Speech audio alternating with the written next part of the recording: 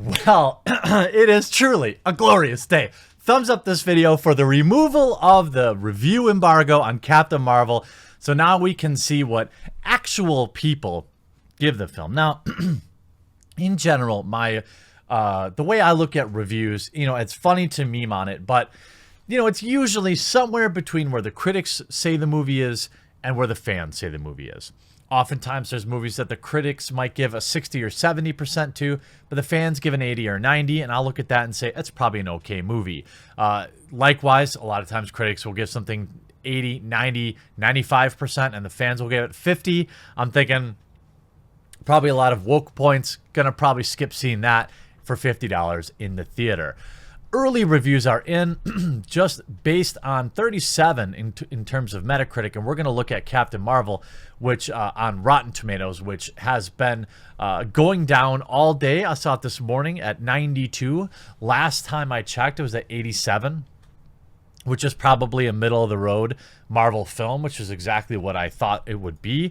But you see, The Verge giving it a 90, LA Times giving it a 90, Variety 90. No, of course. But let's look at, IGN, Meg Downey gives it an 83. Rolling Stone, 80. The Telegraph, 80.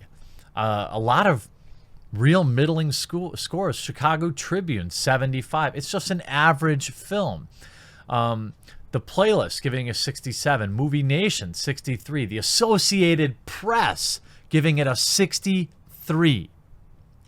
I spent over 2 hours with Captain Marvel Carol Danvers, and I still have no idea what her personality is. Sure, there's a lot more going on in Captain Marvel, but it's pretty egregious failing considering that the creative bigwigs at Marvel had 10 years and 20 films to work it out.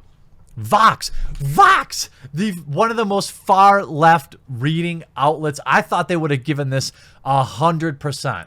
I really did. Vox, 60. I was hoping for something higher, further, faster, and more. You've got Screen Crush, another review from The Guardian, Peters Bradshaw giving a 60. I wanted a clearer, more central story for Captain Marvel's emergence to the stage and subsequent films if she isn't simply to get lost in the ensemble mix. There should be more of Larson's own wit and style and indeed plausible mastery of martial arts. In any case, Captain Marvel's entertaining. Yeah, great. Translation, it's a fine popcorn film. And I would say really any critic is probably inflating their scores by 10 to 15 points in general. Just like any real haters, probably decreasing it. But you got to remember, these people are paid. These people have premium access. And they're still pretty strongly roasting this film. I mean, The Guardian, geez, Washington Post, Ann Hornaday, 50. As shaky and unfocused as Captain Marvel often seems, it manages to reach its destination with confidence. In the end, Larson sticks the landing, albeit with something more muted than absolute triumph. The final takeaway is clear. More movies ahead. Sucks. That's like, don't see it. The AV Club coming out of The Onion, giving it a 50. It's comparatively short and fast-paced by modern standards. Unfortunately, it also has a lackluster plot, bog standard chase scenes, and pew-pewing spaceships. Its notable shortage of interesting characterizations and fight scene set to no doubts just a girl is nowhere as awesome and as silly as it should be. Slant Magazine, 50. IndieWire, 42. Time Magazine giving it a 40. A 40 out of 100. By the time I got to the end of Captain Marvel, I heard a voice of my own inner superhero, Peggy Lee, whisper in my ear, is that all there is? The most heinous supervillain of all is boredom. The New York Post giving it a 38. What said to be Marvel's most powerful superhero ever is served melatonin by Larson. Scathing. There is precious little texture, detail, ups and downs, or emotions of any kind in her performance. Oh, wow, imagine that. It's almost like everything everybody said was true. The character, when kicking butt, is a total bore. Whoa! And we see earlier today, Rotten Tomatoes, now this is based on about 100 reviews, about the same as Metacritic, although the certified fresh thing on Rotten Tomatoes is always absurd. You have to like refresh this a couple times to get the most recent score. I saw it at 90 or 92 or something earlier this morning. It looks like the most recent score is 85, respectable. However, Rotten Tomatoes will give, like, basically, if you look at some of the positive reviews, okay, this is something that they reviewed as positive. As shaky and unfocused as Captain Marvel often seems, it manages to we saw that. But they rate that as a positive. You give it a 2 out of 4. A 2 out of 4. But then here's something interesting, right? A plucky, pleasing, if predictable excursion that burns brightly, if briefly. 2.5 out of 4. They gave that a positive. What? That's a review? That's a positive review? But here's the interesting thing. Here's another 2.5 out of 4, but they give that a rotten. Shouldn't this other one be rotten, or they should both be positive? It succeeds more as amusing fill-in-the-blanks Marvel backstory provider than a confident standalone tale of a woman discovering her fierceness. If not too long, not too self-important, it benefits from the craft and the talent of the cast that includes Annette Bening, Jude Law, and Ben Mendelsohn. Didn't seem to mention Brie Larson there. You know, it's none of these scores are that great. I mean, 3 out of 4, Only the most dedicated Marvel fans will follow this captain. 2 out of 4.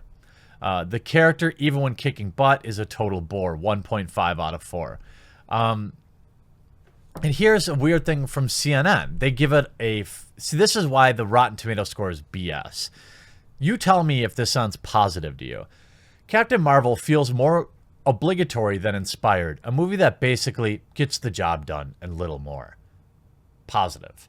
That's obviously a negative review. I mean, the Rotten Tomatoes is an absolute joke. If the critic score is in the mid to low 80s, I would predict the user score for this movie to be in the low 70s, which would be brutal for Marvel. You know, you have some overwhelming positive reviews, and they're entitled to that, of course. You know, it's nothing's really that excited.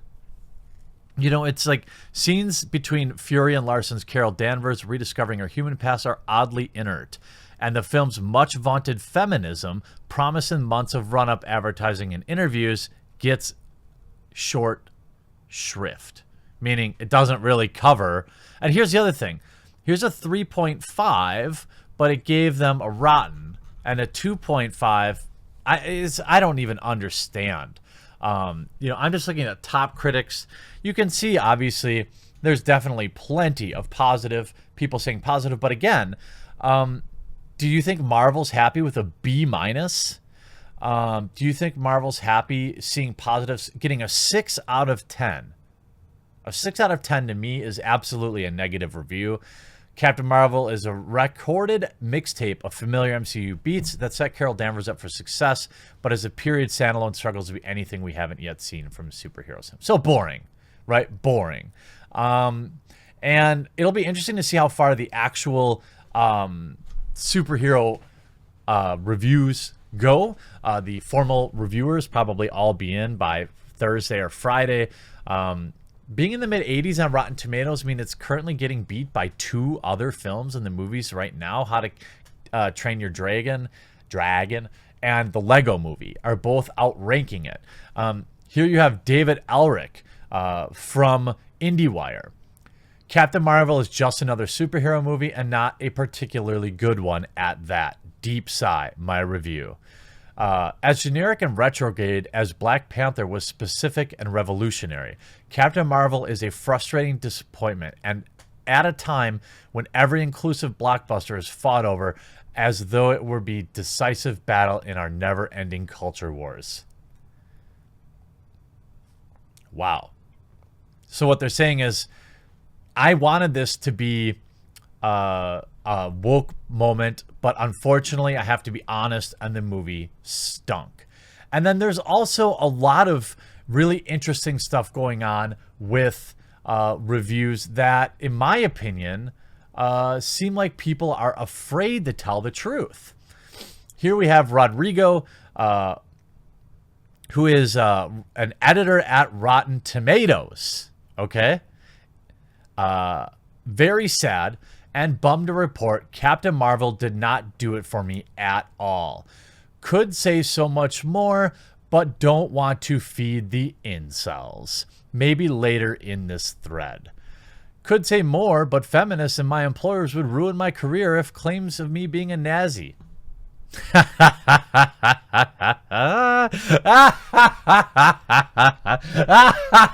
I knew it. I knew this movie would suck. I knew it.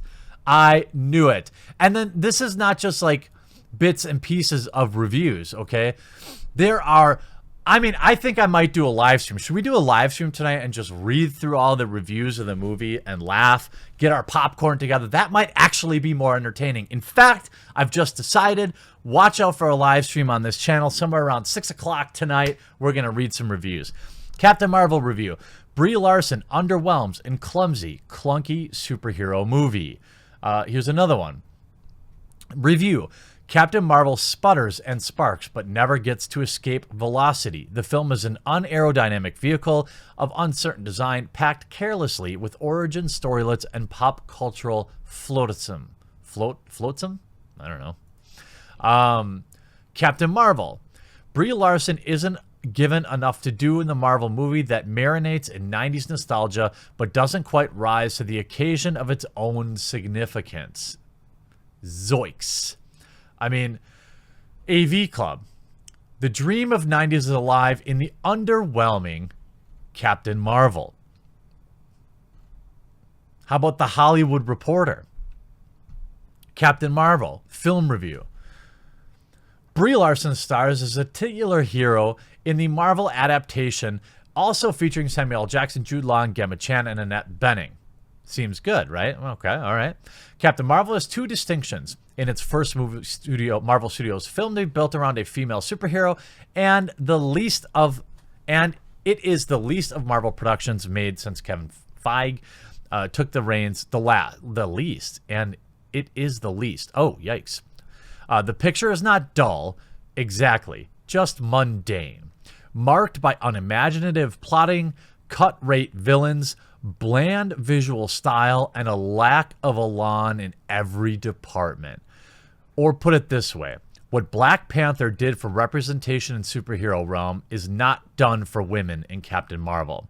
And if it came down to one-on-one between rival franchise Uber Warriors Wonder Woman and Captain Marvel, there is no doubt who would inspire the heavy betting. As had been widely recounted during the ramp-up of the film's opening, the history of women in Marvel Universe is a patchy one, very much so. The latter first appeared as a man in the comics in 1967, Miss Marvel counterpart, blah, blah, blah. This much is clear. One should be grateful for small favors as matters presently become more than murky. This does not sound like a great review. Still, the focus and big selling point here is Captain Marvel herself and Larson's impersonation of her. So what does a Best Actress Oscar winner bring to a performance as a Marvel superhero? Larson makes Carol Captain focus, solid, ever alert to what's going around her. A quick learner and determined and unafraid warrior. In other words, she's everything you'd want from and expect in a soldier, intergalactic or otherwise. But all of this is more or less prescribed by the role. What's lacking is humor, a hint that she might get off on the action and violence, or the indication of a deep desire or spark to ferret out evil and right the world's wrongs. The performance is fine, even if not exciting or inspiring. Yikes! Yikes! Jackson aside, the other actors are stuck with one-note, uninteresting roles, including Annette Bening, who is very briefly as a character called Supreme Intelligence. Maybe she should have been taken a pass at that script. Zoinks. Zoinks. You know, again, just a meme. Not having a mental breakdown.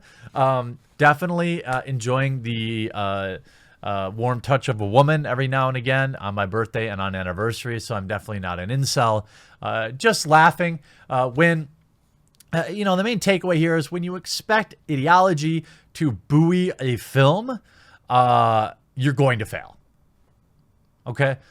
They should have focused on making the film good first, rather than obsessing over message. This is like the same thing that we saw with The Last Jedi, and now we're seeing it happen to Captain Marvel, which will be all but forgotten in a year's time. I hope you enjoyed this video. We'll talk to you again real soon.